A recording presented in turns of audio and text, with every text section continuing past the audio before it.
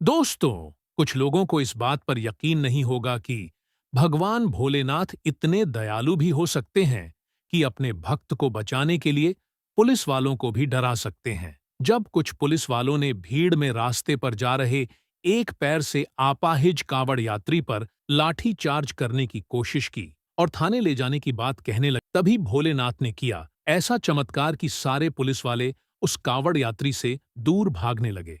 इस कहानी को शुरू करने से पहले अगर आप भी मेरी तरह भगवान पर यकीन करते हैं तो वीडियो को लाइक और कमेंट में हर हर महादेव जरूर लिखें। मुझे यकीन है भोलेनाथ आपकी मनोकामना जरूर पूरी करेंगे। दोस्तों, कहानी इस प्रकार से है। हरिद्वार की पवित्र धरती पर सावन का महीना अपनी पूरी शोभा में था। गंगा के तट पर भक्तों का मेला लगा था।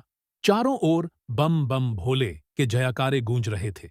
गांव सूरजपुर से आए एक समूह में 5 दोस्त रामू, श्याम, मोहन, किशन और बलराम कावड़ लेने के लिए उत्साह से भरे हुए थे। इनमें से बलराम का पैर बचपन में एक दुर्घटना में चोटिल हो गया था, जिसके कारण वह थोड़ा लंगड़ाकर चलता था। फिर भी उसका उत्साह किसी से कम नहीं था। सूरजपुर गांव हरियाणा के एक छोटे से कोने में बसा था, जहां हर साल सावन में कावड़ यात्रा की तैयारियां महीनों पहले शुरू हो जाती थीं।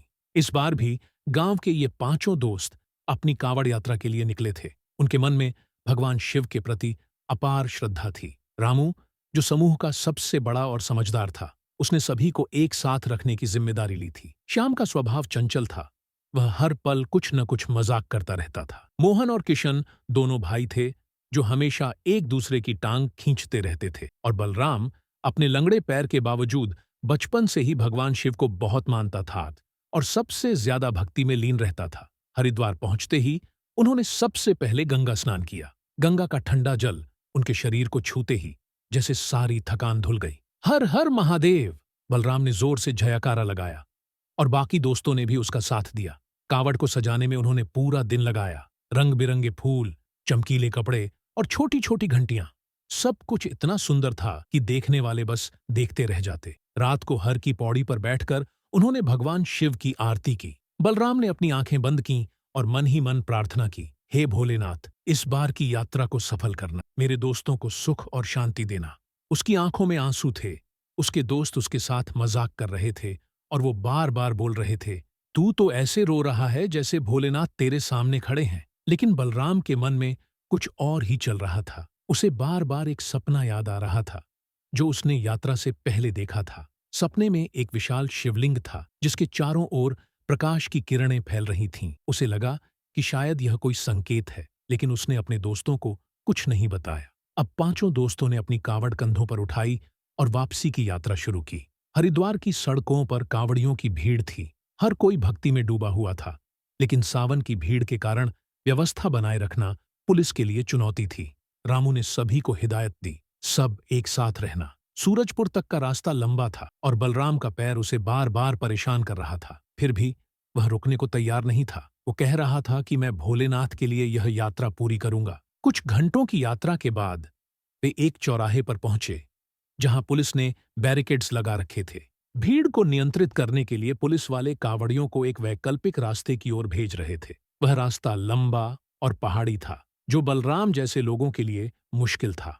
रामू ने एक पुलिस वाले से विनती की, साहब, हमारे दोस्त का पैर खराब है, यह लंबा रास्ता उसके लिए मुश्किल होगा, हमें पुराने रास्ते से जाने दें। पुलिस वाला सख्त लहजे में बोला, यह हमारे हाथ में नहीं है, ऊपर से आदेश है, आपको इसी रास्ते से जाना होगा।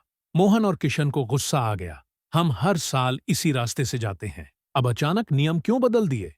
पुलिस वाले की बात सुनकर पांचों दोस्तों में असंतोष बढ़ने लगा। श्याम ने तीखे लहजे में कहा, यह तो अन्याय है, हम भक्तों को परेशान किया जा रहा है। उसका गुस्सा देखकर आसपास के कुछ अन्य कावड़ियों ने भी हंगामा शुरू कर दिया। देखते ही देखते वहां भीड़ इकट्ठा होने लगी। कुछ लोग पुलिस मुर्दाबाद के नारे लगाने लगे। रामू ने स्थिति को शांत करने की कोशिश की, लेकिन सभी लोग उसकी बात को अनसुना कर रहे थे और वे केवल पुलिस को ही उल्टा सीधा बोल रहे थे। लेकिन बलराम चुपचाप एक ओर खड़ा ये सब देख रहा था। उसकी कावड़ जमीन पर रखी थी। वह बार बार भगवान शिव का नाम जप रहा था। पुलिस वालों ने भीड़ को नियंत्रित करने के लिए लाठियां निकाल लीं। एक पुलिस वाले ने बलराम को देखकर गुस्से में कहा, तुम यहां क्यों खड़े हो? चलो, रास्ता खाली करो। बलराम ने शांत स्वर में जवाब दिया, साहब, मेरा पैर दुख रहा है, मैं बस थोड़ा रुकना चाहता हूं। लेकिन पुलिस वाले को उसकी बात नागवार गुजरी। उसने बलराम को धक्का देने की कोशिश की। ये देखकर रामू और बाकी दोस्तों का गुस्सा और भड़क गया। देखते ही देखते स्थिति बेकाबू हो गई। कुछ असामाजिक तत्व भीड़ में शामिल हो गए और उन्होंने पत्थरबाजी शुरू कर दी। पुलिस ने जवाब में लाठीचार्ज शुरू किया। लोग इधर उधर भागने लगे, कावड़ इधर उधर बिखर गईं। कुछ लोग छोटिल हो गए। पुलिस ने बलराम को हिरासत में लेने की कोशिश की। एक पुलिस वाला उसका हाथ पकड़कर खींचने लगा। बलराम ने पुलिस वाले से कहा, साहब, मैंने कुछ गलत नहीं किया, मैं तो बस भोलेनाथ की भक्ति में लीन हूँ। उसकी आवाज में एक अजीब सी शांति थी, जैसे वो मन ही मन भगवान शिव को याद कर रहा हो। पुलिस वाले को उसकी बातें सुनकर और गुस्सा आया। वो कहने लगा, यहां भक्ति का नाटक मत करो। लेकिन तभी आसमान में एक अजीब सी हलचल हुई। बादल गरजने लगे और हल्की हल्की बूंदें बरसने लगीं। भीड़ में से किसी ने चिल्लाकर कहा, देखो, यह भोलेनाथ का प्रकोप है। कुछ लोग डर गए तो कुछ और उत्साहित हो गए। बलराम ने अपनी आंखें खोलीं और आसमान की ओर देखा। पुलिस वाले उसे रोकने की कोशिश कर रहे थे। जैसे ही एक पुलिस वाले ने बलराम को पकड़ने की कोशिश की, तभी आसमान में एक तेज रोशनी चमकी। यह बिजली नहीं थी, बल्कि एक सुनहरा प्रकाश था जो बलराम की कावड़ पर पड़ रहा था। कावड़ की घंटियां अपने आप बजने लगीं।